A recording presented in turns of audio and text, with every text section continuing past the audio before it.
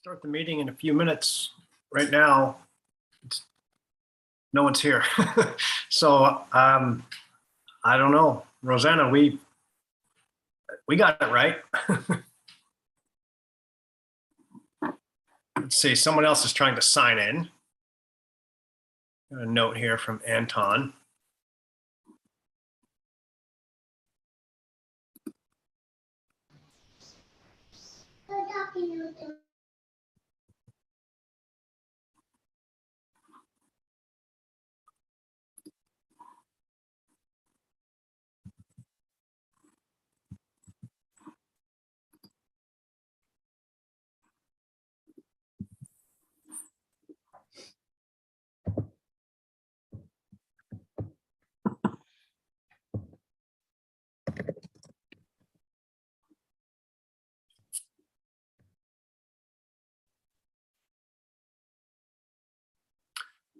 So right now, there are three of us. I'm going to turn the camera on.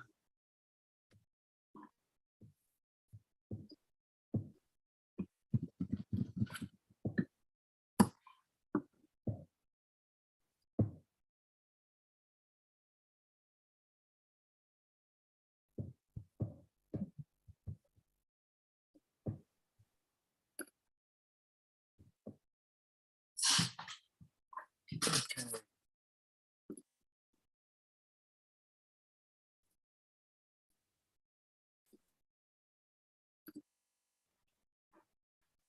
All right. Well, so there are three of us here, and Rosanna. So the Dan said he might be late. Julie said she might be late as well. So maybe we'll get started with the start the meeting. And so I have to unpause the recording again. Okay, and we're being live streamed. So Anton is here if we want to talk about the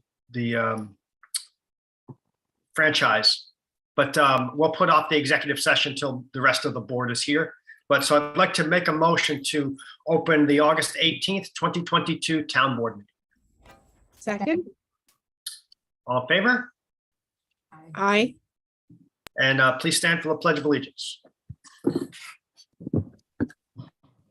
Pledge allegiance. To the flag of the United States of America and to the republic for which it stands, one nation, under God, indivisible, with liberty and justice for all.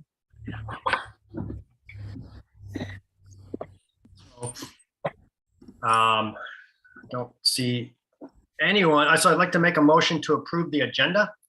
Well, we're going to move the executive session around till people get here. So it'll be later on. So that's the only change. Second. All in favor? Aye. Aye. I don't, Anton, I assume you're here. I am. About the franchise agreement and not to make a public comment. Because if you Yes, I am here about the franchise agreement. I'm so sorry, Supervisor Patez. Yeah, sorry. No, I'm just making sure because no one else is here that no one is here to make a public comment. So we'll just move on to the next item on the agenda. We're going to push back the executive session, so it's perfect timing. We can talk about the franchise agreement. And so just to kind of bring everyone else up to speed, you know, this franchise agreement is the town and the village have an agreement with Spectrum. They last for 10 years. These are not, just so everyone, ours expires in March of 2023. These are not exclusive. So everyone says, oh, you should allow more cable companies into town. These franchise agreements don't exclude anyone else from coming into town. This just allows Spectrum to come in. Anyone else who wants to come in can, just no one wants to. So, but this agreement is, you know, it lets them use the right of way, and there are all sorts of things that are in this. And Anton has been working with the village. You know, the town and village franchise agreements are like 99% similar, I think. Anton would know better than me. The villages has expired already. Ours, like I said, expires in March. They last 10 years. We're trying to have them be 100% similar this year. Is that good description, Anton? I think that's a perfect description. There's no opportunity for wiggle room if they are, to all intents and purposes, absolutely identical. My understanding of the franchise agreement, all I had, and I think it was your good self who actually managed to get me a PDF copy, but unfortunately, it was a copy of a scan, so I had to start from scratch and retype everything. So it's all good. Yeah, there's quite a few changes from the original town franchise agreement. Nothing super radical, but I'm quite happy to outline what those are. It's in response to the needs of PATV, and also very much looking out for Spectrum's customers. They have a senior discount, which has been almost impossible for people to get. So we've really sort of gone to town with single point of contact for all subscribers in the village and town, etc., etc., etc. So let me just bring it up. You've actually have copies of this, I assume? Yeah, we sent the one that you sent around that you've been working on with the village. We sent around to all of the board members. Okay, so you've seen the last village one then, yeah? Yeah, I mean, I think you guys sent it to us last week, so we could include it on the agenda. Okay. I kind of read through it. There are some things that look the same, but I think I'll let you explain it. All right. So, gosh, do you want me to share my screen or just? You can if you want. I made you a co-host, so you have permission to share the screen if you would like, if that's easier. Just you can see what I'm talking about. Then let me see if I can do that. Let's jump back to Zoom here, and there we go. All right. So, obviously, the date is completely meaningless. I mean, that needs to be sorted out there. And we are required to have, I think, at least 2 public meetings where the franchise agreement or proposed franchise agreement is reviewed. But it's probably premature with that because my understanding was the village were going to send it out to council to make sure there were no issues. I don't know whether they've done that or whether I've got any feedback from that. What I got back from our village liaison, Michelle Zip, was that they thought they were waiting on the town to give it the okay. I think this is like the village kind of they had some input on this. If town board members have any input, we would kind of put them in here. I don't see, I think there's been a lot of improvements from the last one. And then my understanding is that, we can run it by the council, but really this is just an offer going back to Spectrum to see if they're willing to negotiate. Right. Okay, so this week. I don't want to send it to our attorneys just yet because, half the stuff may not end up in there. But, once we come to an agreement with Spectrum, then the attorneys look at it. Okay, fair enough.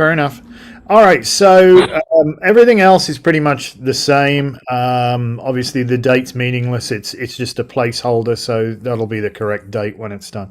So we'll have separate franchise agreements, just so everyone's clear. There'll be one for the village.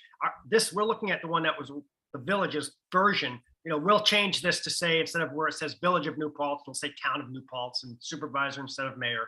But just because we have different dates. But when we negotiate with Spectrum, when ours expires in March, we want to keep it as similar to the villages as possible, if not the same, because it's easier to have a single argument. Totally agree, and I think that's good, and it also prevents different from playing one against the other, playing the village against the town or the town against the village, which they can be quite a peach to deal with sometimes. Anyway, so we really start getting into the meat of it, where we reworked section 1, which is the defined terms, and we've explained what basic internet is. That's important because you'll see we're now asking them to provide internet services as part of the cable services that they provide, free of charge to every municipal building. So we'll come on to that in a minute. So basic service is about the same. Board, cable internet service. And this is kind of interesting. This is a fundamental change. So cable internet service means direct access to the internet provided to customers over the cable television system, and shall include incidental and or ancillary services provision with the service. The municipality, which is you, shall treat cable internet services as a cable service unless it is definitively determined under applicable law that cable internet service is not a cable service, in which case the company shall obtain a separate communications franchise from the municipality. The reason being is that they've not been including cable internet on the gross revenue. And that's probably the lion's share of what they make right now. They fundamentally are a cable internet company. So yeah, we then go what cable service means: any feature or service provided through cable television system infrastructure, including but not limited to cable internet service, cable television service, DVR, information and accessibility services, multimedia streaming services, pay-per-view programming, video on demand, and voice over IP telephony. So we go on to define what cable television service is. No real change there. Company is blah blah blah, effective date, franchise, FCC, gross revenues. This is a change then. So the gross revenues shall mean all revenues derived either directly or indirectly from the provision of cable service provided to subscribers in the municipality. Additionally, revenue from local advertising, leased access programming, and home shopping shall be included and shall be calculated on a pro rata basis using the number of subscribers served in the new municipality. That's exactly the same. Now, this is where we've made some changes.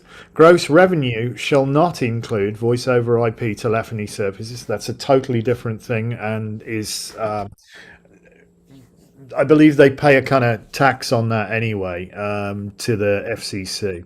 Over-the-top media streaming services, which is fair because this franchise agreement would be non-competitive or unreasonable if we expected to collect revenue from that when we don't from Netflix or YouTube or whatever, So whatever they make over their over-the-top streaming services, fair play. That's their gig.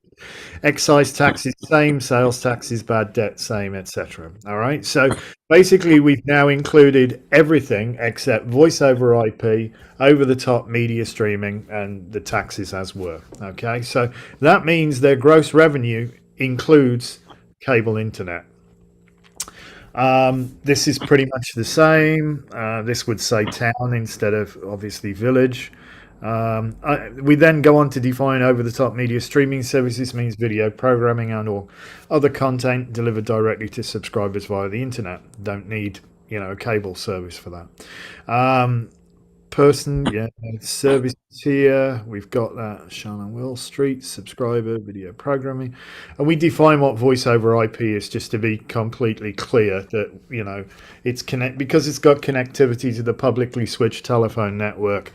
It's outside of the scope of this franchise and would be a different, communications franchise for that, which they pay, I believe, an amount to the FCC, or I don't know if the municipality receives anything from telephone system operators, but that would be that one. This is the same rights, poles, undergrounds. We won't break anything. They won't break anything. Non-exclusive franchise agreement. Blah, blah, blah. Approved by the municipality. Rights under. It's going to be a 10-year agreement, which is what the last one was. 10 years is a long time. A lot of things happen in there, so we've written some future proofing into this as well. Where we got revocation. This is all pretty much exactly the same. I don't think there's any difference in that at all from the existing one. No, same. This was the one. Don't know whether the insurance is enough now. We said $4.5 million, which will increase 10% from each cumulative 10% of the US CPI. So I don't know. That's why. If that needs to be changed, just let us know if the amount of insurance is not enough. Because they are required to insure it. Where are we? That's exactly the same. Same.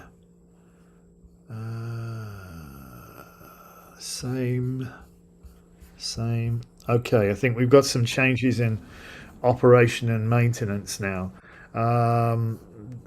A is the same, B is the same, C has changed a little bit in so much as that we've now expanded a minimum capacity of 100 channels delivered as high definition, ultra high definition or better video and or stereo surround 5.1 or 7.1 better audio. They do that anyway, so it's not an issue. Everything they send out is pretty much HD apart from public access. So anyway, municipality is the right to change, inspect, etc., etc. Continuous service, I think, is the same. Construction. I believe Kathy sent me a map. So, I mean, obviously, when we get to sort of firming everything up, that's the time when the map really probably wants to go in, but can extend it, etc., etc. Rates. We basically it says that no charge shall be rate or charge should be regulated nor charged by the company, which is inconsistent with federal statute. So I think that's all pretty much the same. Non-competitive. All right, so this is a change then. This is Part B, Paragraph 3. Section 14, Part B, Paragraph 3, if you want to make a note of that. So, and Paragraph 4 has changed as well. So subscribers in the Newports community who are currently 65 years old or older as of the effective date, or are handicapped persons as defined in 45 CFR 118.103 shall receive the following discount. 1 free month of service equivalent to their current plan following any consecutive 12-month period for which timely payment is made, i.e. no late payments. The company shall ensure that qualifying subscribers are able to register, apply for the discount by means of the dedicated points of contact as described in Section 11 Part E of this agreement, and will further ensure that all employees, contractors or agents based in said points of contact are fully aware of the existence of this discount and are suitably trained and empowered to be able to apply the discount to a qualifying subscriber's bill. Once registered, this discount shall be automatically applied to the qualifying subscriber's bill going forward. So, there was a grandfathered in clause, but the way it was written, you would only get it if you were exactly 65. If you were older than 65, tough. And it didn't cover handicapped persons. We've just, at this point, we've done away with the grandfathered clause. They can afford to give this to every senior and handicapped person in New Paltz, I think. I mean, I think that in our current franchise agreement, you had to be 65 before like it was signed. Like basically by March 27th, 2013, you had to be 65. But if you turned 65 on March 28th, technically you wouldn't qualify. Right. Well, it was only for people who are already 65 or older, and so we want to make sure if you turn 65 in 5 years, then you can you're eligible for the senior discount, like at any point. Once you turn 65, you're eligible. Yep, that's what it says now, Neil. That's exactly what it says. So I'm sure they'll push back against it, but we'll find out. And it didn't cover handicapped persons, but I have no idea how many handicapped persons we have within the municipality, but I don't think that's going to bankrupt them, to be perfectly honest. All right, this is new because this was a real pain for a lot of people. In the event of prolonged service outage, where such outage exceeds 6 continuous hours, which is quite a while, the company will automatically provide to the subscriber a pro rata credit equivalent at minimum to the company's normal charge for the service, regardless of cause, unless said cause for service is directly attributable to the actions or negligence of the subscriber or their agents. If you rip your own cable box off the wall or something like that, well, you can't really expect to get, free service for that. But at any other reason, then they need to be compensating people, because it's not that reliable, to be honest. People have whinged about it a lot. All right, section 15, which is PEG, public educational and governmental access channels and services, has been largely completely rewritten. So access channels, the company should, this I believe is pretty much the same, except this was not written too well, that the company shall indemnify, save and hold the municipality harmless from and against or any liability resulting from the municipality's use of PEG channels for municipal access. In other words, if somebody tries to sue them, they can't come and sue you. So, but I mean, PEG has all sorts of,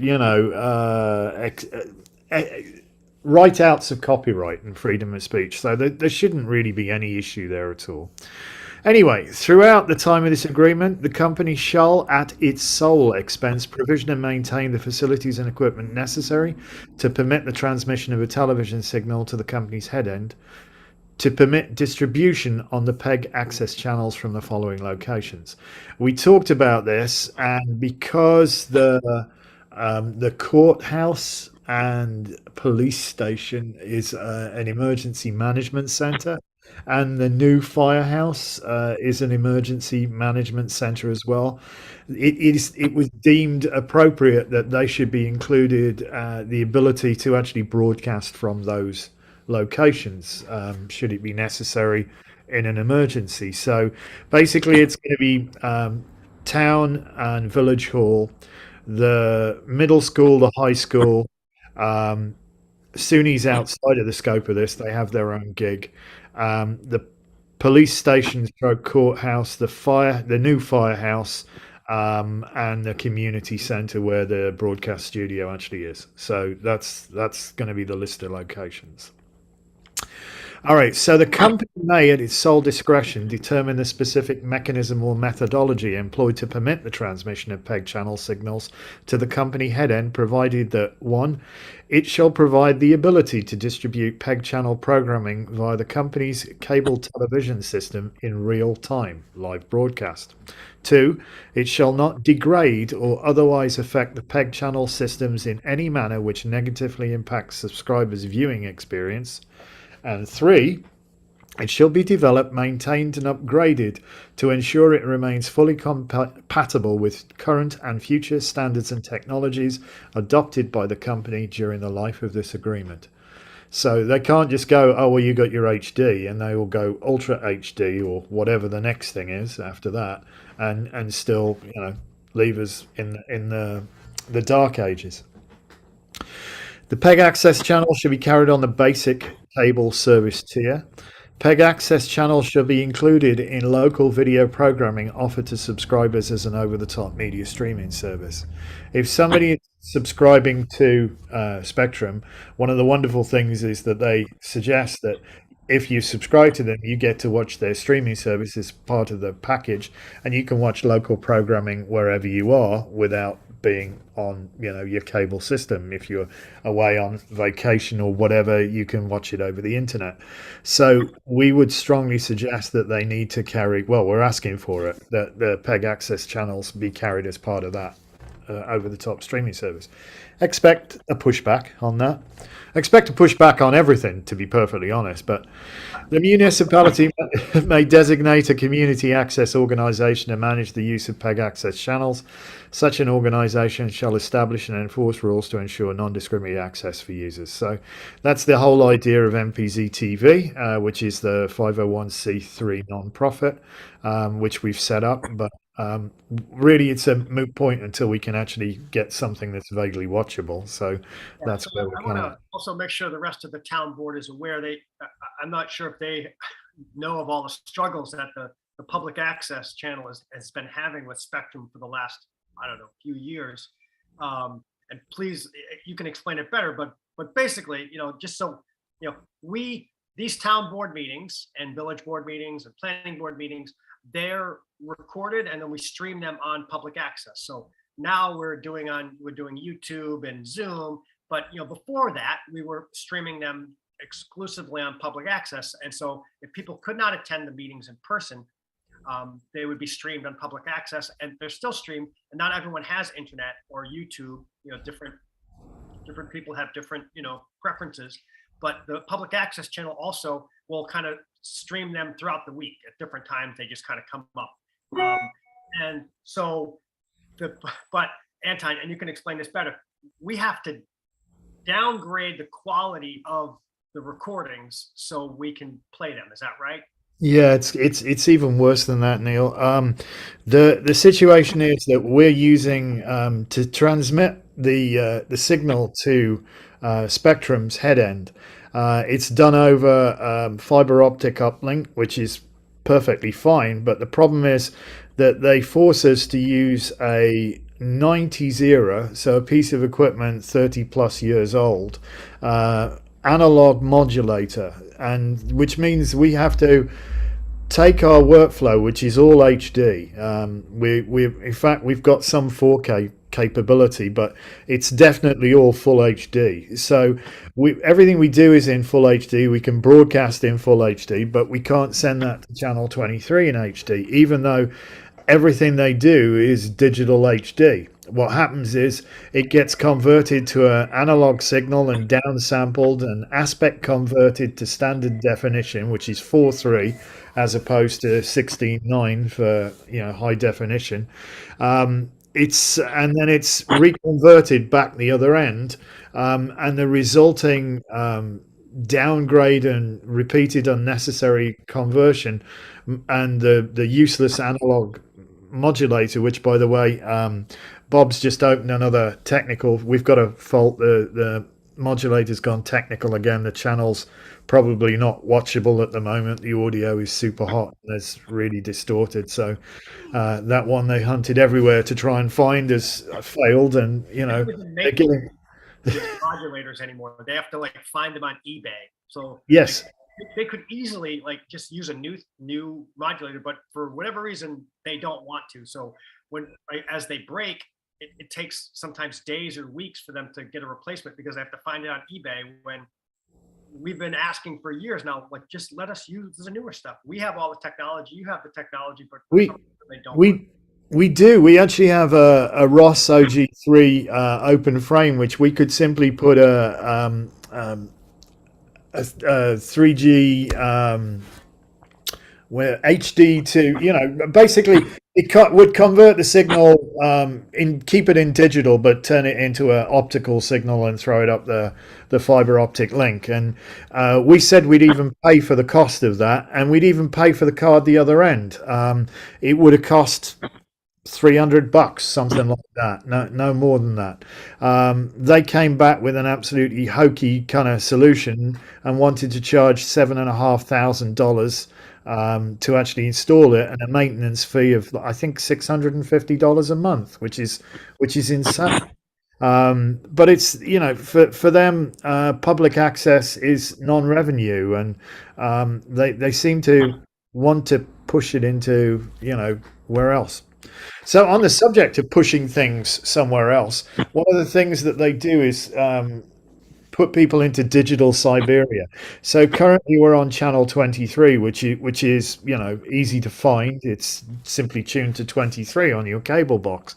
What they've been known to do with a lot of public access channels is actually push them into digital Siberia and put them up in the 2,000 and 3,000 channel range. So 2141 whatever is going to be your new channel number, which is not easy to find by any stretch of imagination. So we've said here then, although they have the right to do that, to number their channels as they see fit, the company shall not rearrange or reassign PEG access channel numbers without, one, providing the municipality with a minimum 90 days written notice of its intent, and two, affording the public all adequate and due notice and opportunity for comment in public proceedings. So that shoves a thorn in their side, because they're going to have a public meeting at the before they can do that. All right, so that's the end of PEG. 16 now has changed a fair bit as well, which is service to public facilities. So at the moment, they provide a free of charge basic service to public schools, firehouse, police station, courthouse, etc. However, we're asking now that the company shall provide and maintain free of charge a single service outlet offering at minimum basic service and basic internet to each state accredited public school, firehouse, police station, courthouse, municipally occupied building located within the municipality, which is occupied for governmental purposes as agreed to herein, blah blah blah, and anything you ask within 60 days of the effective date, providing it's not unreasonable to connect, which is the 200 feet drop kind of thing. So that's just, we've snuck in there basic internet, which I think is fine. They could provide that. It's not going to bankrupt them by any stretch of imagination. So I think that's something that they ought to be able to do. Oh gosh, these are reports and everything are pretty much exactly the same. I don't think there's any other changes here. You have the right to respect if you give them 30 days notice, and you have a right to respect these records. So, and If we have asked and we've never received any of that stuff. 30 days, not even like 30 months, but whatever. What the other frustrating thing is, we did an audit. We brought in an outside firm and did an audit, and their revenues did not match with what they've been paying us, and they owe us $11,000. And they're just, and that's just from cable, not cable internet as well. Yeah, it's going to be more. No, they underpaid us, and the auditors did all of the revenue calculations and said, like, you've underpaid the town by $11,000 over the last couple of years, and we keep saying, where's our money? And guess what? They have not returned our calls. Yes, am I surprised? They treat the municipalities no different than they treat just Joe's six-pack off the street. Yeah, no, that's true. I have to wonder sometimes if Lex Luthor runs the company, but it's anyway. Let's not get dragged too sideways. What have we got? Oh yeah, now then, this is the point. Then this is actually in the existing franchise agreement, but never happened. So this is the general manager of the company or his or her appointed representative shall appear at the municipal hall or other facility designated by the municipality on a semi-annual basis at an agreed upon time scheduled by the municipality for the purposes of hearing subscribers' concerns relating to the services provided by the company. The company at its sole expense will arrange for the audio-visual recording of such public forum in its entirety, and shall make said recording available for transmission on the PEG access channels. So it's going to be, a public meeting. Never happened. Never ever happened.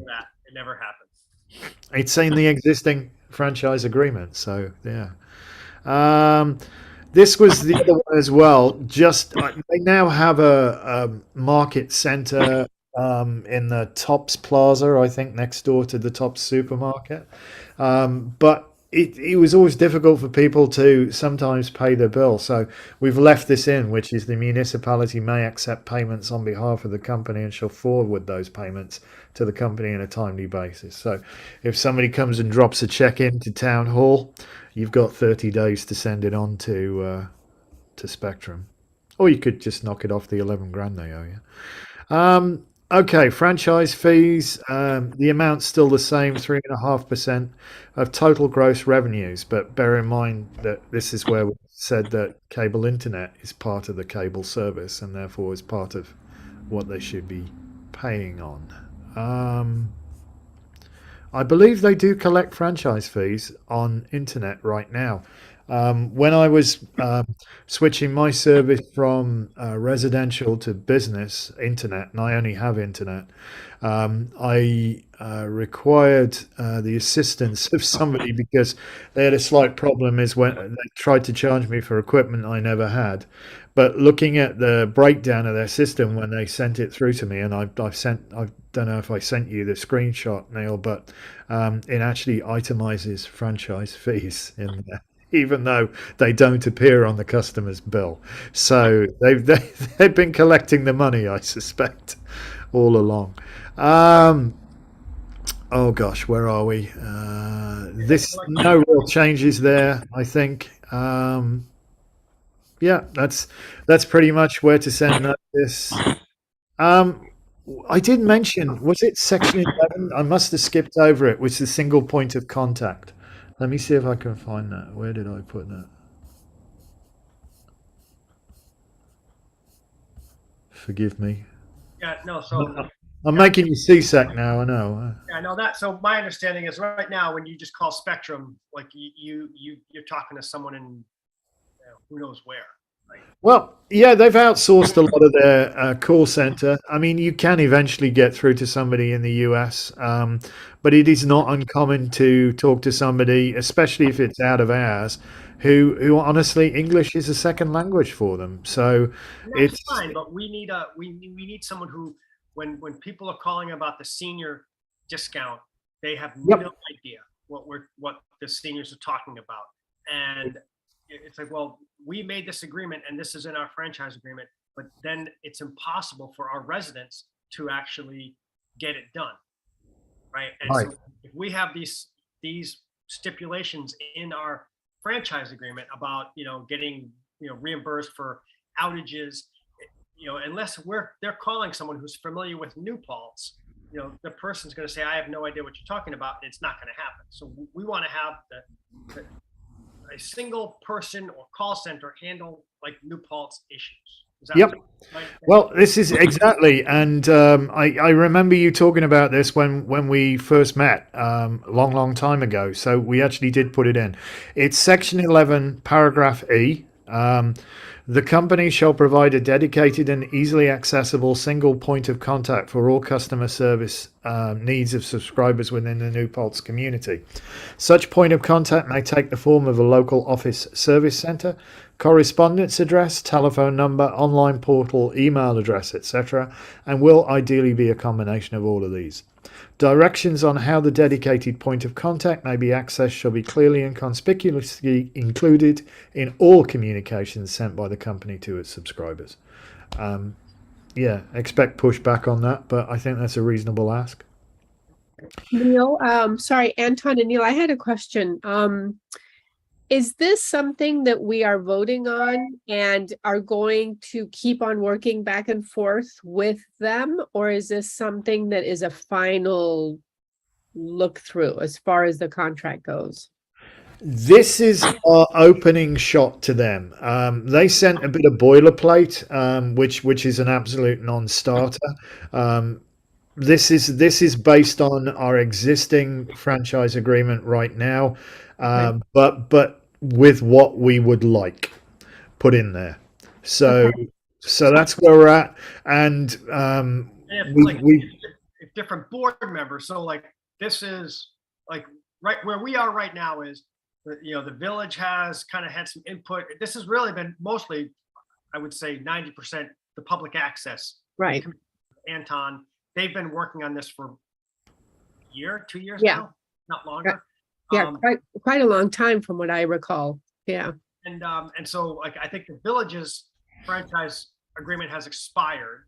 And so they're trying to get the conversation started with Spectrum.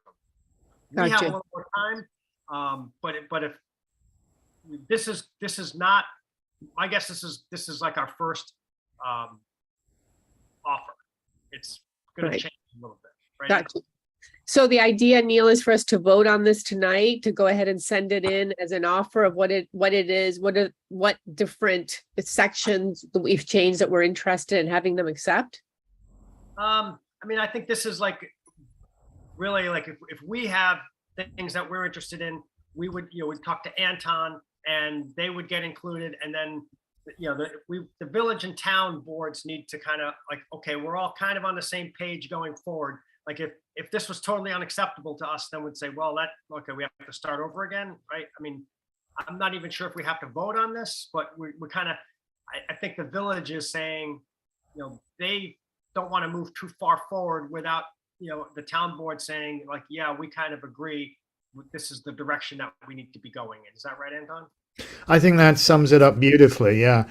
So it started out that actually the town was the first one. We started with the town franchise agreement. I know we've had a couple of very informal chats, and you bounced a few things back and forwards. From that, we then took that to the village. The village put their input in, and this is so. The most up-to-date one is the one I'm looking at the moment, which is the village one. But it's no different than the town one will be no different to the village one, unless there's something that you guys at the board feel that really needs to change in this. Then what I would do is I'd make those changes and make sure that the village is cool with that. And if that's the case, then all would be good, I guess. Then we can fire our first shot at a Spectrum and see what they say, what they come back with. That's great. Well, Neil, is this something that we can discuss and just sort of look through? And if we have anything that we feel we need to change in the next week or two, we can get back to them? Or is this something that Like, we can... you can talk to Anton. Okay, great. That's kind of how I look at it, right? This is Okay. like, if we have things that we want to move forward, the board members or people can reach out to you and we'll try to add them. I also, we need to kind of be realistic. Like this, like we're asking for the moon here. And so this is probably, they're not going to come back and say, sounds good. Right, right. Yeah, They're going to be like, no. And then we'll be like, oh, well, how about XYZ? exactly. So I think there's going to be lots of opportunities to and do we want to put all our cards out on the first hand? Well, the worst they can say is no, like you said, and get back to us. But for right now, I feel like this is a good start. And there are a lot of things in here. Anton, I think you've done a great job on this. So thank you. A lot of, I've seen, a couple of changes. I remember reading the first one and I don't have, perfect memory, but I have quite a good visual memory. And I really like the changes you made also with the seniors for them, because I know that was a big complaint that they weren't getting that discount and they weren't getting any of that at all, or no response in that section. So happy with that. Too, because remember, Spectrum bought Charter, and so the current franchise agreement we have is with Charter. Now, right. Spectrum, I don't think they don't like the senior thing, right? No. They're not going to want to include that in this. Right. One. So, right. Well, for the sake of expediency, because I know we have a lot on our plate for tonight, can we agree to do what? What do you think, Neil? I mean, I'm happy with, we can, that in principle, I think everything that's here it improves the previous one greatly. Yeah. I think we could give like Televillage board. Yeah, like we may have some like fine tuning here and there, but for the most part, are we okay with like, we're probably not going to be sending this off the Spectrum for like another, probably month and a half. Is that right, Anton? It's almost ready to go. I mean, we obviously need a date, but I'll just put a placeholder date in there. But I don't know whether anybody, council needed to look at it before we send it up, or whether we want to get further into the negotiation before we involve council, because obviously council cost a lot of money. So We can say, if board members want to like maybe fine tune or add a few things in, we can get those to you in the next 2 weeks. How's that? yeah, Yeah, if you're okay with that, Anton, if you can give us a week or two to just like go over it and read it at home and see if there's anything, maybe shoot you a question or two. Perfect. Anything that can be changed. And if, by 2 weeks, we've done anything that we think needs to be changed, then we can move on and we can go ahead and send it in. Like, why not? Sounds good. So we're looking early September to send it in. So that should be That'd good. be great. Perfect. All right, excellent. Anton, thank you so much. We really appreciate this. I know it's an awful lot of work and you've done a great job. You are so welcome. My pleasure. All right, I will. If you've got nothing else for me, I will leave you good folks to get on with your stuff. All right. Thank you. All right, Anton, take care. Thank you. Thank you. Thanks, Anton. Bye now. All right. So number 3 is we were asked by the highway department. I guess there were some requests that to reduce the speed limit to 30 miles per hour on Elliott's Lane. And so, the way this works is, we have another one too for 35-mile-an-hour speed limit reduction in Horse Tendon. But so the way this works is, we have to pass a resolution asking, the county and the state, because we're not allowed to set speed limits in towns when you have population of less than 50,000 people. So we can only ask that the speed limit be changed, and then they'll do a study, and then they'll come back and say no.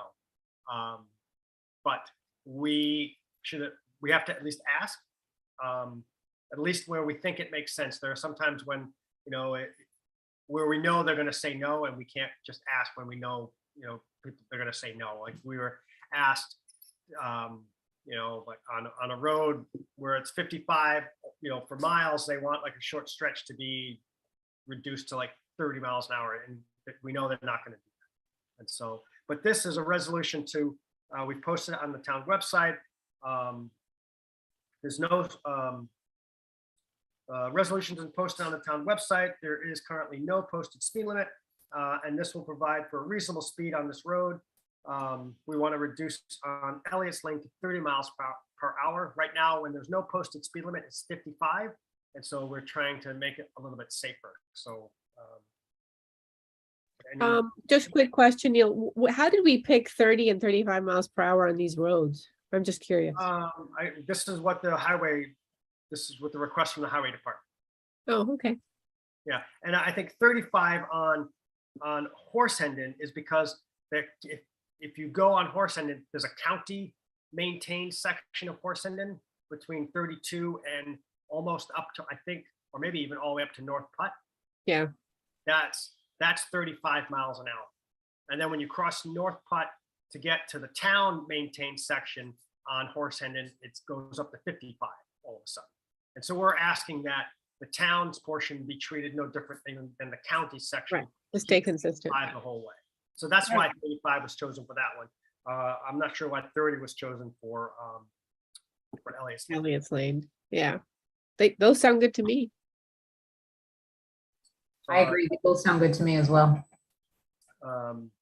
Yes, me too. I second. Second for Elliott's Lane resolution. Second. All in favor? Aye. Aye. And like to make a motion to ask the entire stretch of Horse Hendon into alignment with the posted speed limit on the county portion. Make a motion to pass the resolution that's posted on the town's website. Second. All in favor? Aye. Aye. Number 4 or number 5. So this is the motion to sign a joint permit application for the water supply project that the village has been working on at Mountain Rest Road and at Moriello Park. So they've drilled some wells there. This is to add more water to their supply system. They've drilled some wells at Moriello in the park. We need to approve or sign on the permit too, because we're joint landowners for those properties. When I read through the permit application and I went out there, I have a few things that I wanted to bring up. So one of the wells is, well, so first off, they're proposing to build a building there, a pump house, where we currently have our shed near the community center. And when we met and we went there and we talked about it, we have a 10-foot by 20-foot shed there that's falling down, needs a lot of work. They said, well, they'll build a new shed for the pump house and they'll give us some room in that shed for storage. When I look at the plans, there's only about 8 by 10 feet of storage in there. I talked to Chris Marks. He says he thinks that will be enough, but it doesn't say, well, this is specifically dedicated town storage. We keep the snow blowers there to like clean that lot off in the wintertime. And so I would just want to make sure that that we get something written from the village saying that, well, this is town dedicated storage, even though the village is constructing the building. So I'd like to, yes, please, say that, we're going to have that is town storage. And then the other thing is that that if you walk along the path between the community center and Moriello Pool, one of the wells is like 3 or 4 feet off the path. And when you look at the plans, it says there's going to be a 6-foot chain link fence built around the well. And every time, like we talked about it before, I always said, well, we can't really have this huge 6-foot chain link fence around the well. It needs to be a really low fence and it has to be hidden by vegetation because it's a park, right? We were given state money to buy that land, and that's dedicated parkland. And so, yes, we're putting wells in there and that's a useful thing, but we also don't want to destroy the park atmosphere and have like this big ugly chain link fence then there. So, my other issue is that I want to make sure that if we agree to this, they are either going to like make the fence really small, like, only 2 or 3 feet high and surround it with vegetation so you can't really see it from the path, or that as part of this project, they move the path and they put it deeper in the woods away from the well. So you're not walking by this ugly chain link fence thing every time. Neil, I had an idea. Is there any way for us to do a structure around it so that we can paint a mural and have the kids paint a mural on there? Yeah, maybe that would be it, but yeah, that would work, I think, as well. And maybe that's a cheaper, better way to do it. With something there, just putting a chain link fence there. Yeah. But with a mural, I know Lady Pink has done murals for a couple of different organizations. She's amazing. And if she could get together with some of the kids from the middle school or the high school and they can do it an art project, it involves a community. So it makes it feel like it's their own, which might be really nice. That's probably a better idea and a cheaper way to do it, but there has to be something that it can't just be, I don't want to detract from the park atmosphere. Like, yeah, I agree completely. Yeah. So that's my only concerns with that. And so, my motion would be that we can sign this if they agree to those, conditions that like, well, we are getting dedicated storage area and that the well, that we have to approve like what that well surround area looks like, or that they have to move the path. Because we can't just have this ugly chain link fence there. So no, I agree. Well, can we put in one of those two and then just say, hey, let us do something so it's a community project? And I mean, I can talk to Lady Pink and I can work on getting that done. I'd be perfectly happy to do that. Yeah, I mean, I'm fine with that. Like, we just say that, there has to be some sort of like a community project like on that fence or. Okay. I love community murals. So, yeah. I agree. I agree with both of you on those, first with Neil on those conditions, but then also with Alex, I love the idea of us having a mural. I think that really does add and make it add to that park feel, and would be a really great project. Maybe we can even join with James Tinger and have it be something that the youth center. Oh, yeah, that would be great to have the youth. I like center come in. your idea of the mural much better than like Yeah. planting trees or something. Yeah, absolutely. No, that's great, Essie. I love that. Yeah. Yeah, let's put that in, and if those could get put in there, then I'm happy to move that along. Yeah, well, so like I think the resolution is that, we'll sign the permit if they agree to meet the conditions of like, something has to be done, a mural. Okay, or great. the path has to be moved. Okay, let's put it in and let's move on it. Okay, so that my resolution is that I'm authorized to sign as long as they're willing, as long as they agree to the conditions, and those basically, some sort of public accessible mural area where we can like hide that well house. Yeah. Or that the path has to be moved so the well house isn't really visible from. Right. the- I second that. Right. Any other discussion? All in favor? Aye. Aye. Aye. Aye. Um.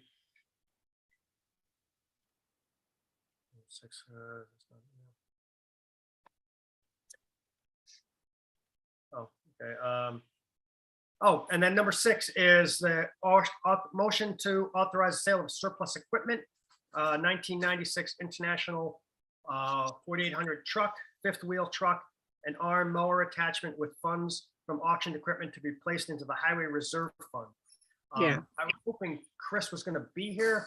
I just wanted to make sure that these aren't things that he's hoping to like sell in an auction and then put in the budget and buy. Like, are these things we do not need any? I think they're not. I talked to him about this actually, because I was signing vouchers and I asked him like that stuff that's just been it's been sitting around. Okay. It doesn't work anymore. Well, So it was like, I think he's just trying to sell it. So that it can go into it can go into the reserve fund, but as long as it goes into the reserve fund. yeah, that's Yeah. fine. I just didn't want to like sell something because it seems like we sell things every year right around now, and then in a month it gets put in the budget that it's needed. I'm like, why Right. did we sell this? If Right. we weren't sure we were going to buy it, because we're going to get to budget in a little bit, and I just wanted to make sure that He doesn't put in it that there isn't in there another truck that needs an arm mower attachment. No, I hear you. Okay, Yeah. so, I agree with you, Neil. I think it's important to make sure that we ask that question so that it's, been asked and that we not assume. Because you're right, we could use it. I'm putting this out there. I don't know if this is how it works, but if we do need another vehicle or something later on, we might be able to use that as a trade or something if necessary. well, no, this money is going into a reserve fund that gets used to purchase vehicles by the highway department. But I just want to make sure like they're not selling this this fifth wheel truck arm mower attachment, and then in a month it's Chris is requesting money to buy a new one. Right. Just because Like it's, a I don't yeah, think a 22, a 2022 brand new one that we could have just gotten parts for this one and continued using it for another couple of years. No, I agree. and I don't think that's the case, but I just want to make sure. But so my motion would be like, as long as these aren't things that we don't need. If these are things that the highway department does not need, we're authorizing to sell it. But if they're selling these things and hoping to purchase, then I would want to wait and not sell them and try to like make them last another couple of years, unless the cost was so high that we couldn't do that. Didn't make sense. But that's my motion, is that I'm authorized after I talk to Chris, as long as these aren't things that he's requesting to be replaced this year, we'll be able to sell them. Is that clear? Yes. Yes. Right. And do I have a second? Second. All in favor? Aye. Aye. Let's see. So number 7 is authorize the installation of a split unit in the police server room. This is emergency status. The room just can't it just can't stay cool enough with all of the servers in there. And so we have to put in like another additional mini split. And it's going to be paid for out of the original building funds that we borrowed. There's still some excess money. And we were hoping that the units that we installed for the whole building would have enough capacity to do this one little hot room with all the servers in it, but it doesn't. So we have to add this unit in. We can't get, normally we have to get 3 quotes. We just can't get a 3rd quote. There aren't that many companies that even make these things. So, and we're very worried. Our IT person is, if the server heats up too much, we're going to ruin our server. It's a $20,000 server. And so we're asking for like emergency authorization that lets us pick one of the 2 and, preferably the one that fits in the best with the other units in the building. And so this is a motion to,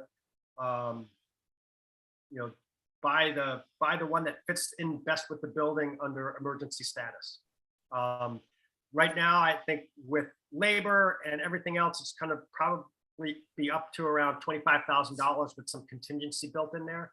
Hopefully it's a little bit less, but authorize, up to $25,000 Wow. for emergency use to fix the server room cooling. Wow. That's a lot. That is a Yeah, it is. Well, Seems really important. there's a lot of electrical work that has to be done. That's a lot of it too, like the labor and everything else, because we're paying the prevailing wage. But yeah, it's a lot. But the server is gonna overheat, and we'll have to replace a new $20,000 server regularly. So All right.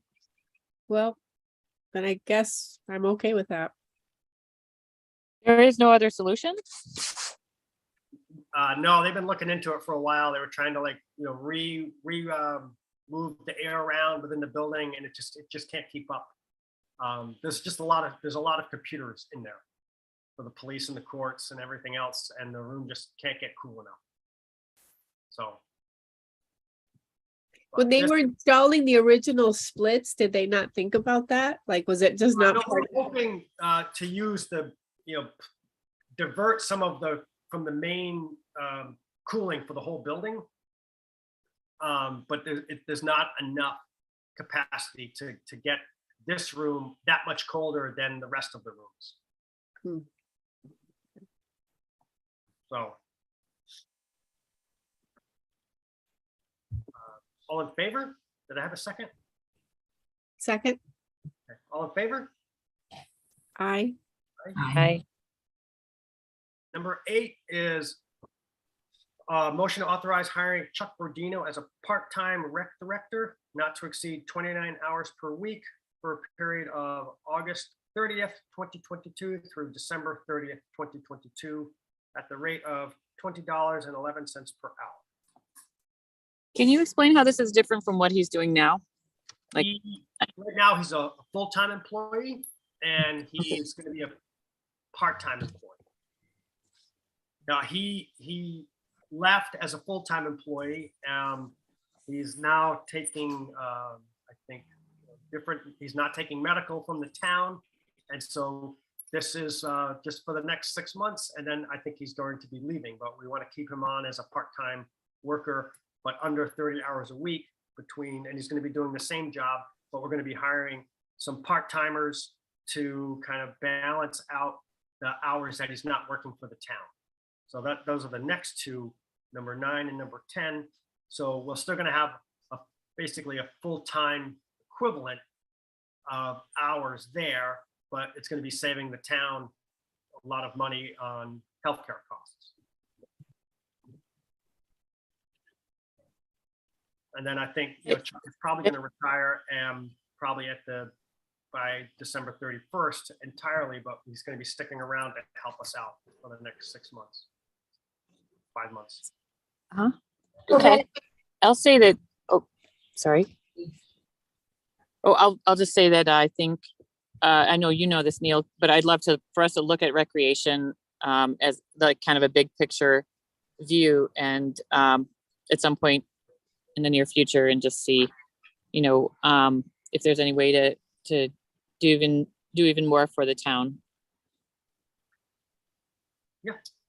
I was going to ask about also more of our long-term plan, because I know that we're kind of piecing together a full-time person, but it seems to me that we really are gonna need a full-time person. And so once he leaves, then will we then be replacing him with another part-time person? Or No, will we I mean, I ever do- think the idea is, in January, we replace the Chuck and these two part-timers with a full-time person. One of the ideas is to integrate what they're doing more with the work of the community education or and wellness. So what Phoenix is doing is that instead of, I think historically recreation has been like really focused on like, sports, right? And I think, the community center, yes, there's recreation, but there's also community wellness. And we want to maybe not really integrate, but make sure there's as much interaction and collaboration between recreation, community wellness, and the youth program, because they're serving the same population. And a lot of times they're doing a lot of the same things. Yeah. So the idea is to try to make, when we go forward, try to take the opportunity to see if we can get some synergy among all those different programs with the type of person who has that sort of background. That's one of the ideas. But I think we're open to everything. My other question is about, am I correct in that just the town and not the village are paying for recreation, even though the village population benefits from these services as well? Yeah, so, I mean, I'm going to get to this more in a little bit, right? I think that is that's number 15 when I get to the tax cap override. But I mean, I'll tell you about it now, right? So, yes, right. So, we have and we'll learn more. We'll talk more about this when we have the budget, but we have the A fund and the B fund, right? So the A fund covers things that are town-wide. Like I put a list together because I was going to talk about it. So like the town assessor, the community center, including the senior program, the community education and wellness program, the courts, judges, clerk, building, the dog control officer, dog park, recycling and reuse center, youth center, day-to-day operations at the Memorial Pool, the police department, public access. Actually, that they pay for that too. New Paltz Rescue Squad, recreation program, the town historian, the loot bus. So a lot of the things that everyone in the town uses are paid for out of the A fund. And then there's the B fund, which is like things that only in people town outside of the village use. And so that's like the building department. It's very small. That's a small part of the budget. And so people in the village, like everyone in town pays taxes for the A fund. And then just people who live out in the town outside of the village pay for like the B fund. So like if you live in the village, I live in the village, none of my taxes go towards like paying the building department in the town of New Paltz. I pay town taxes that pay for like the police and rescue squad and everything else, and like the recreation. So like recreation, everyone in the town uses it, so the town pays for it, right? And so like, the people in the town and the village, and they pay the same amount. That's kind of how it is. And I'll talk a little bit more about that later on, but that's, does that answer the question? Yeah, no, that was helpful. Thank you. And so, yeah, this is just the motion to authorize. So I don't have any more discussion for the number 8, the hiring Chuck as a part-timer. Second, Sounds good. If we second, all in favor? Aye. Aye. aye. And then number 9 is the hiring of Marie Gerard and Sharon Roth as temporary part-time recreation aides, not to exceed 6 hours per week each, at the rate of $16 per hour for the period of August 30th, 2022 through December 30th, 2022. Second, All in favor? Aye. aye, Aye. Number 10 is authorized hiring of Max Cadet as a per diem municipal worker 1 for the recycling reuse center at a rate of $20.80 per hour. And so this is, when Laura Petit left as the recycling person, and then we hired a replacement for her, then that person left and went over to buildings and grounds. We've never replaced when Chris Klixner left. We're trying to get by with bringing a per diem person in, like when we're maybe short staffed because someone's on sick or holiday. And so we're just bringing people in. And so far, Lloyd and Mike and Amanda, who works part-time in the reuse center, they've been pulling it off. So we've been saving a bunch of money with just hiring, people, pulling in people on different days here and there. But sometimes we need a bigger pool of people to pull in on different days. And that's what this person is as well. Like the idea is we're bringing people in only when we need them instead of having them around all the time. And so we're trying to save money by doing that as well. That's the rationale for this hire as well. Any other discussion or thoughts? Or not? Nope. Second? Second? All in favor? Aye. Aye. Number 11 Aye. is part of the law for the police commission. We need to, if the police commission would like us to hire someone to be their recording secretary and take the minutes at their meetings, we will do that. And so this is to hire someone or to advertise. For the police commission needs a secretary, so we're combining the 3 different recording secretaries that we have positions for right now. We use one for the preservation committee and the ENCB.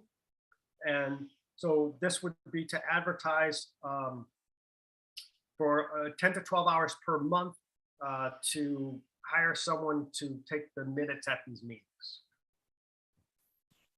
I have a question. Why is the pay rate for Max Codet at $20.80 per hour and the recording secretary at 15? Is it because it's a different Contracts?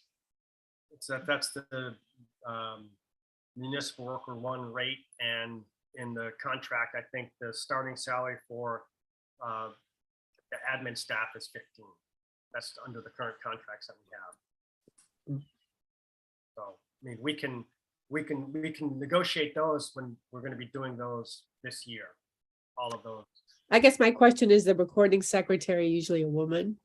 I mean, I'm not trying to put any No, I agree with you. gender issues on it, but I just do have to ask yourself that question. Yeah, I mean, I think, yeah, and that this is one of the things I think we want to address. We could, we could see, if anyone even applies, and then we can up the rate as well. If no Okay. one applies. I noticed that same thing, Alex, especially looking at, when we look at 8, 9, 10, and 11, right? It seems that the men are getting higher rate than the women all around. But my other question is, so I hope we do look at that. My other question is about the recording secretary for the police commission. So I see it's Police Commission, Environmental Conservation Board, and Community Preservation Fund. Were they always sharing? No, I mean, we've always used the town clerk has done the police commission, right? But now that the town board is not doing it, but the ENCB and the preservation committee have been sharing. Kathy's been doing it for them. But the idea was that by increasing the number of hours to 10 to 12 hours per month, we're more likely to get a person to do it instead of having 3 separate people. But we could have separate people. I think the idea was just like, it's a more attractive position if they know they're going to get more hours. That's the only reason we combined it. My only concern is that it is a low rate, and especially for someone to do this much work, and right, like these are important boards. And so I just want to make sure that we're not, 1, underpaying somebody and 2, overworking them because they're important and we don't want anything to slip between the cracks or any of that, right? This might be something that requires more time, and definitely the pay is just, I mean, they could get that at McDonald's. We talk about this all the time. So that is my concern. Yeah, no, I mean, the only reason that we even do offer it is because these are important boards. The other boards don't get anyone to do this. But, well, the planning board does, right? But planning board, ZBA, but not like the bike ped doesn't get someone to do this. But it's because I think these are important boards, but yeah, I mean, we could up the rate. You know, we could, if you guys, it's up to the board. I mean, could it be like start 17 an hour? So it's just a little bit more decent, you know, just a Yeah, I little mean, bit. whatever the board wants. I mean, if you guys want to do 17, we can do 17. Right? I agree. I personally would love that. Please, yeah. Okay. Yeah, and I mean, I think if no one applies, then I think we may have to reassess. Right, but I agree, these are important positions. You know, they have to attend the meetings and they have to prepare the agendas and stuff like that. And so, and you have to keep track of a lot of stuff. So yes. I Yeah. mean, really, if you're looking at an honest rate, it should be offered at the same rate as, you know, as the municipal worker at the recycle reuse center. You know, it should be $20 an hour. I think it should be $20 an hour. We're talking about 3 different meetings, 3 different, A lot of work. 3 different sets of notes. Like, it's a lot. It's a lot. And then you get somebody who wants to stay. You're like, okay, this is, I'm being paid for something that I'm putting a lot of effort into. That means that I'm being respected as a person who's coming in to record everything that's going on. I will stay here instead of, you know, sure, I'll work and I'll be here 2-3 months and then leave. I think it'll we be should so- also look at what we're paying. I mean, we need to make sure that we're not, I mean, we're underpaying many of the staff now, but we also need to make sure that we're not suddenly bringing a part-time person in. And, you know, there may be a staff member who's been here for years, working full-time, not making $20 an hour. I guarantee that. Absolutely. And that we need to fix those wrongs before we, you know, maybe at the same time, but because we have to fix those things. But we have to make sure we don't offend someone who says, well, I've been here for 10 years and I'm making $17 an hour. Right, of course. I mean, could it be something where we started off at 17 an hour and we say, listen, there's going to be, you know, in January, a reassessment of fees that are being paid. So there is a chance that it could be more. Yeah, So- I mean, this is going to be this is a temporary contract position, right? So this isn't, they're not a town employee other than like they're like the per diem person. It's like, you know, you get paid when you work. It's not, you're not even guaranteed like 12 hours a week. You know, you're guaranteed a certain number of hours that you work. But yeah, I mean, this is just to advertise, right? We can advertise it for more. And then I think we can also, based on the person's skill level, you know, we may be paying them more. I fully appreciate your point about we definitely don't want to offend. We have some really good workers who we all agree we think are not being paid enough and we want to keep them. But it's like, you know, what comes first, the chicken or the egg? Like, I don't want us to never get this process of paying people more going because we're so afraid of offending. I think instead, starting now, offering people more, and when we reassess, we can tell people we're planning on giving you these. And we talked about also being able to give people stipends if we see that necessary. But my vote would be at least to say, to do a range. So why don't we do it from like 18 to 20 or even 17 to 20, and then based on the person's Yeah, I think that's an excellent idea. I think that's an excellent idea, Essie. And you know, I have gone in and I have spoken about that to the women in the offices, for instance, in the town offices, that my desire is for there to be an equality in pay with what the men have been making and what the women have been making. So they're aware of our concern. Yeah, and I agree. We definitely don't want to offend them. We have some phenomenal people, phenomenal workers that we absolutely want to respect them in their pay and keep them and not offend them by hiring others, but we don't want to keep waiting. we do, No, right. I like the range thing. Yes, Yeah. when it comes off as just an excuse for us not doing the right thing. Yeah. Right? And so I take Essie's motion, or I would say a motion to advertise with a salary range of $17 to $20 per hour. I like it. I I said, like- All in Yeah. favor? And I have one bit of discussion more. I wanted to say that I think it is very reasonable that if you're asking someone to do just a few hours, that it's actually, a good hourly amount, because I know when piecing together, small things, you can't always fill in your time, because and you can't go for a full-time position if you're doing something part-time. So I think it's easy to see why it makes sense. I think. And I that- do agree with everything else that was said, though, about how we need to look at the salaries in the office, I think of that's a good point, finance, Julie. especially. Okay, You're right. Because also if someone's only working a few hours a week, you have to attract them to the position Yeah. sometimes with more pay. Yeah. So, yeah, I agree. Thanks. So I just have one other question. Are people in these positions allowed to do overtime? well, I mean, we would decide how many hours, like what we budgeted for it, Okay, right? There's not like technically overtime because they wouldn't be working more than 40 hours a week, but we would say, your range, we would say we can pay you, like we wouldn't want to hire them for 12 hours a month and suddenly they come back working 40 hours a month. We'd say, oh well, like we would set ranges in there, but I think there are going to be times when if something's really important and there's a lot going on, you may have to work more than 10 or 12 hours a month, right? And I think that needs to be written down and explained, and they're not like, oh, well, I'm out of time, I can't do the meeting tonight. Right. That's not gonna work. that's my concern, yeah. Okay, Okay, and did we vote on that? Yeah, we didn't vote. We had a second though. All in favor? Aye. I, Number 12 is, so this is the authorization for the supervisor to sign a legal fee agreement with Jewel Assets for legal action against Columbia Utilities LLC and Columbia Utilities LLC and Ulster Supreme Court Index EF 2022-1113. And so basically this is, anyone who's in the CCA knows that Columbia kind of kicked everyone out of the CCA.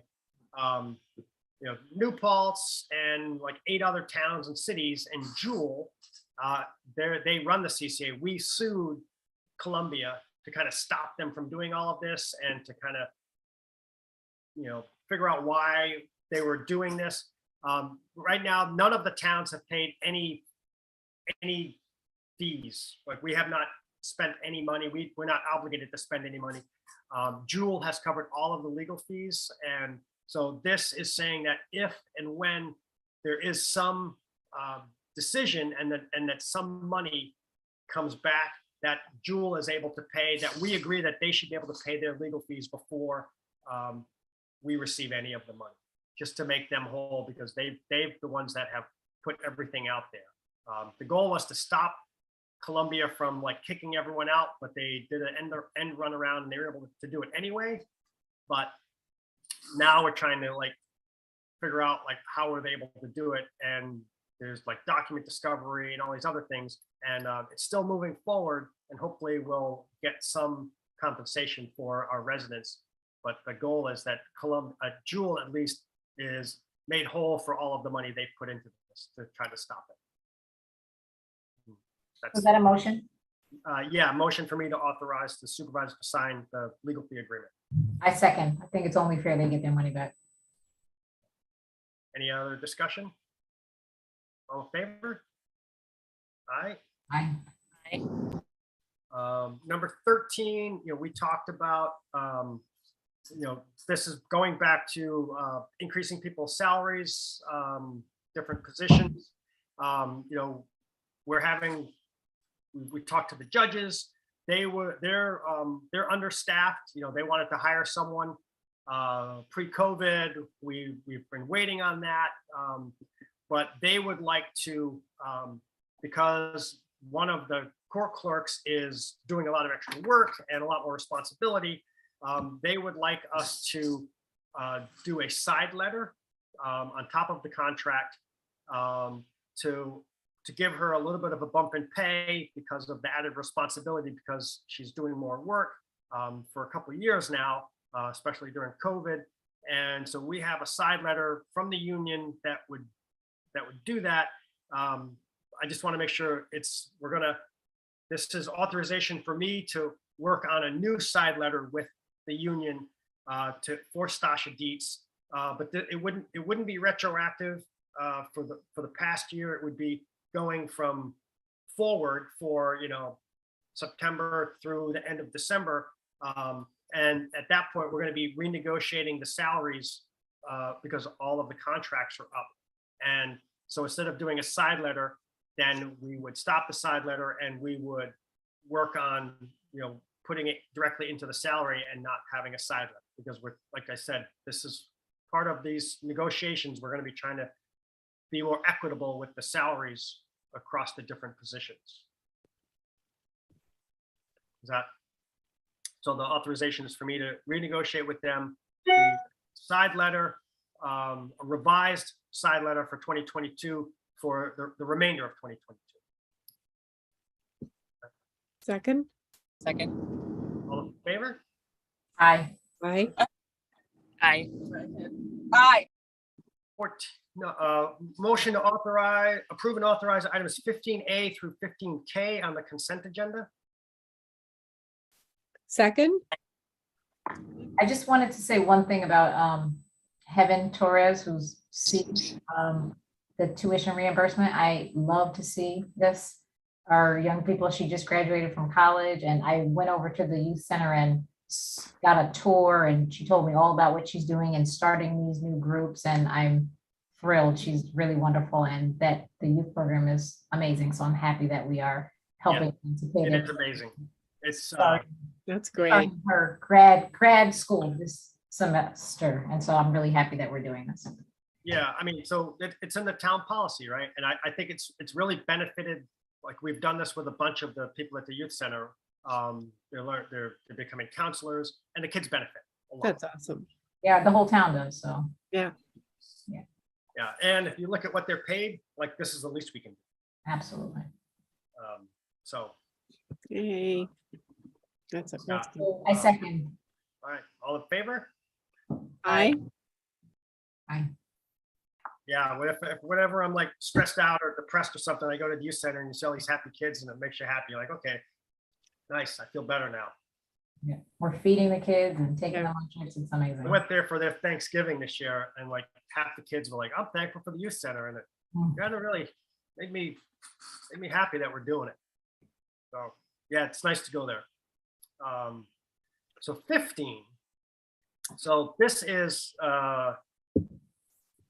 tax cap override, and usually we do this in like September, October as part of the budget. So if we're going to raise taxes more than 2%, we need to pass a law and override the 2% tax cap. Gene and I are starting to work on the budget, but last week I received a certified letter from the village saying that they're going to request from the county that they get their share of the sales tax. And right now, the sales tax goes, we don't get a lot of sales tax, right? So the way I've described it, if someone comes to town and rents an Airbnb or a hotel room and they spend $150 for the hotel room, they pay 8% sales tax on that, or $12.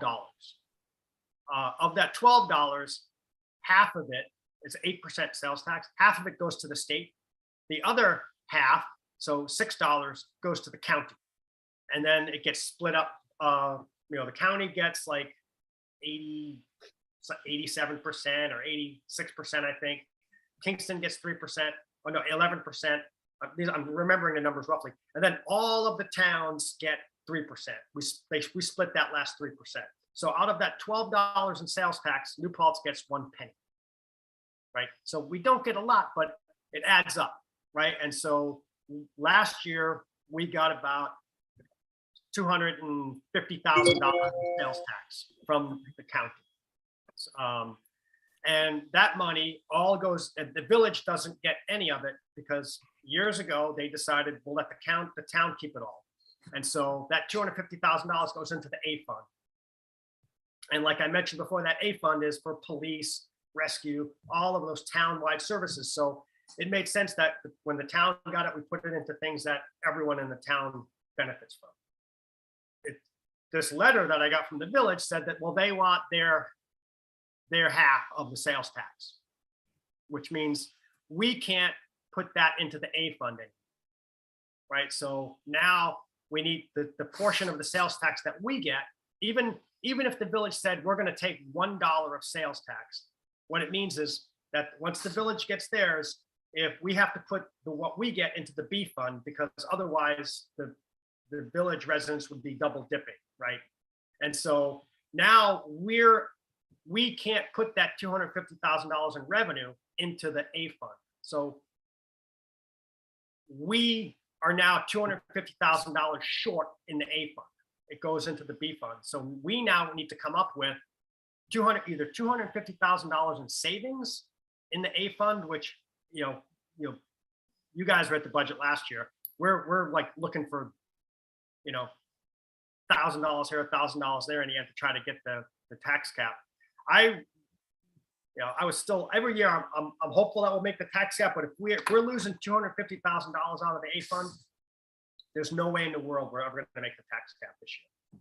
Neil, why did they all of a sudden decide this? Like, why did this come after years and years of their not asking for that portion and knowing it was going into the A fund? Why did they change their minds? All I got was a certified letter from the village saying they were asking the county, no explanation. There was an article, I went back and I looked up, I Googled it. It was an article in the paper. They had the village board voted on this. There was zero discussion. They just voted on it. No one said why they were doing it. The mayor said he didn't think this would affect the town's budget at all. They should have asked us before they voted on this because it has a huge impact on our budget. It means that there's virtually impossible for us to make the tax cap. Can we talk to Tim about this? Is this something that can be discussed, or is it a done deal? They did it already. So I was like, well, they've already sent a letter to the county asking for it. So it means that our budget, I don't know how we're going to make the tax cap. Can we say no? We have no control. We have no control.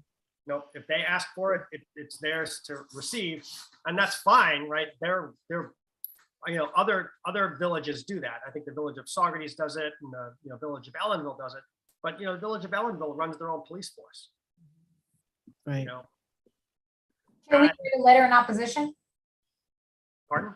Can we write a letter in opposition, like stating our point of view? Because the county hasn't decided yet, or have they? Well, no, the county doesn't decide. It's just if the village, the state law is if the village asks, they get it. So they're gonna. They're able to ask for it, and they decided to ask this year. I don't know why. It's never. I talked to people who've been around in the town a lot longer. They said the village has never done this before. And I don't know why. No one reached out and explained it to me. All I know is we got this letter. And I'm like, well, if we're going to pass the tax cap override, we might as well do it now. Get it out of the way, so it's one less thing. We're going to do this tax cap override law anyway, just as a backup in case we don't make the tax cap. We do it every year, but I'm like, well, you know what? Let's just do it now and get it out of the way. Mostly because I put it on the agenda because we got that letter this week, and I'm like, oh my God, That's a bummer. yeah, it really it's stressing me out a lot. The New Paltz Rescue Squad, they're going to be coming to talk to us, but they're struggling right now. They need some more money. Everyone needs more money. It's going to be a rough. But I mean, by doing this, do they realize that they're actually putting in peril the services that they most need when there's an emergency or when they need, it isn't just, it isn't superfluous. It's something that's like the integral part of what makes the safety of the town function. No one So asked. But here's a question. If we, and that's, sort of taking off on what Essie said, you can't do a rebuttal, but is there any way to go back and they write a letter saying, oh, we've changed our mind? Like, can this be, We can ask. it's hopeful, but what the heck, you got nothing to lose by asking. The worst they can say is no. Yeah, I was hoping Stana would be at our meeting tonight. We could ask her, but I mean, we can wait on this tax cap. We're gonna do the tax cap override anyway. I just thought we would do it because I wanted to bring this up. And I thought we're like, well, now's a good time to talk about it. We can wait on the tax cap override and do it in September.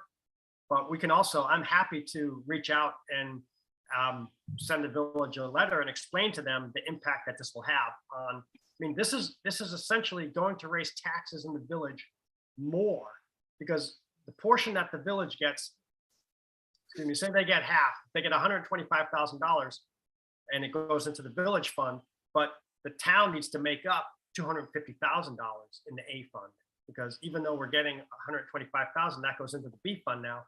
We need to make up that 250. So For them, it's a losing proposition, right?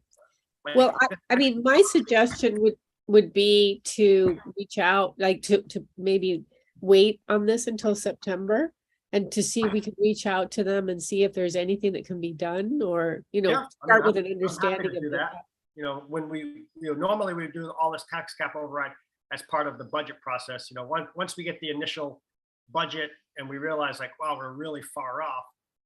We do this as kind of a safety backup. So we're able to, if we can't make the tax cap, we have this as we're allowed to not make it. But I'm happy to do that suggestion, Alex. You know, we can wait on this, push this off till September, sometime when we would normally do it, reach out to the village, see if they'd be willing to reconsider. I mean, if everyone's okay with that, I would be happy with that. I'm fine with it. Yeah, that's great. Okay, yeah, we'll do that. Thanks, Neil. The net 6, so we'll wait on that. 16 is motion to approve the August warrant in the amount of $1,202,528.32. I'm sorry, did we skip C for setting the public hearing? Yeah, so I mean, I think, you know, we're gonna push off all of the tax cap stuff until September when we would normally do it, or October, you know. I mean, I think we're gonna have to do it anyway, but you Yeah, know, we might as well just wait, right? Till, you know, as part of the normal process, we do it after we see the initial budget and we realize like, oh, well, let's have this as a safety backup plan. But knowing that we weren't going to have that $250,000, I was like, there's no way we're going to make it. So I was like, let's just do it now, but I'm happy to wait. okay. Reconsider. So I second the 16. I think, was that a motion, Neil? I wasn't sure, did I? Well, there's no, you know, we don't have to really do anything. Oh, no, for the 16, for the August warrant. Oh, yeah, that was the motion. And so 16, yeah, I made the motion to approve the warrant and Second, all in favor? Aye. aye. And so I was hoping Dan was going to make it, but he's not here. So we still have to go into executive session to discuss personnel. And so I'd like to make a motion to go into executive session. Second. And I'm going to create a breakout room and we shouldn't be in there long. So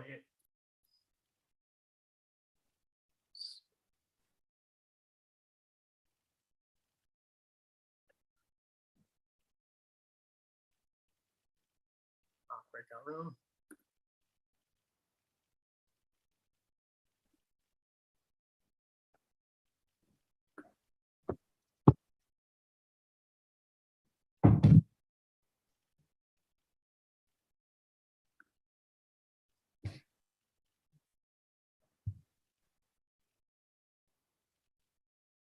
Okay, see if I can do this. Join and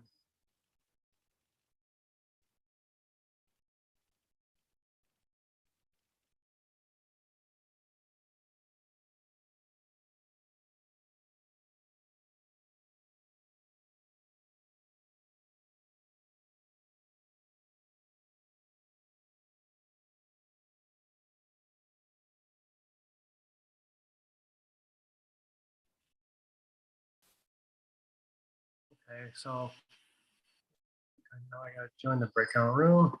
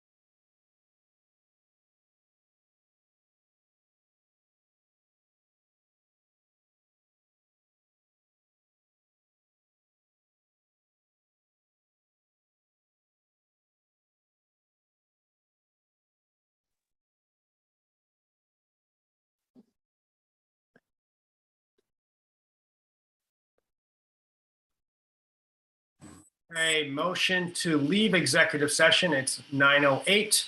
No action is being taken. Second, Second. All in favor? Aye. Motion to adjourn. Second. All in favor? aye. Aye. All right. Good night, Aye. everyone. Good night. Thanks, Rosanna. Yeah, take care. Thanks. Bye, everyone.